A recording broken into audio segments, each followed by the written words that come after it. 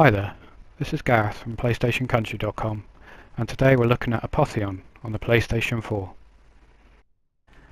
Kind of Metroidvania-y, inspired by Greek mythology, and as you can see, art influenced by Athenian vase paintings, Apotheon follows an original story based around Nicandrius, a human who the goddess Hera chooses as her champion to take out her husband, Zeus, after he basically decides to wipe out humanity. You do this through a lot of fighting. Similarly to Dark Souls, your attack and shield are on R2 and L2, and you have to watch your spacing. There are also many weapon types, from swords and spears to bow and arrows and throwing knives. Combat is enjoyable, and you can't just button mash your way through as you have limited stamina and your swings take time. It's not perfect, however, as enemies tend to enter your space so you're unable to hit them, and they can just flap about a bit too quickly just to be annoying. It's not just combat, however. There are some basic puzzles and platforming, and the boss fights rarely involve just a straight up fight, with usually an interesting mechanic which were a real highlight of the game. The game in its current state does have some issues.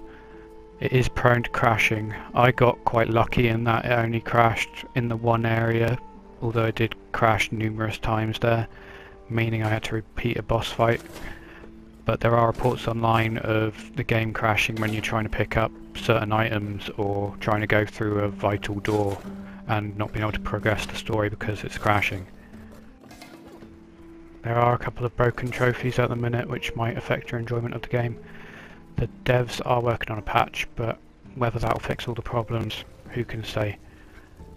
I managed to finish the game with minimal trouble, but others haven't been so lucky.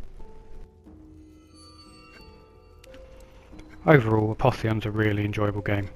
There are enough differences to keep things interesting in a familiar genre. The bosses add an extra wrinkle to the formula, and the visuals set it apart from the crowd. It's not the longest game, but if you're willing to 100% it, collect all the collectibles, you're looking at a good 10 to 12 hours of entertainment, and it's definitely worth that, especially as it's free on PS Plus at the minute. Thanks for watching. It would be a Greek tragedy if you didn't check us out on PlayStationCountry.com. When the feeling's gone and you can't go wrong. It would be a Greek tragedy. When the morning cries and you don't know why. It's hard to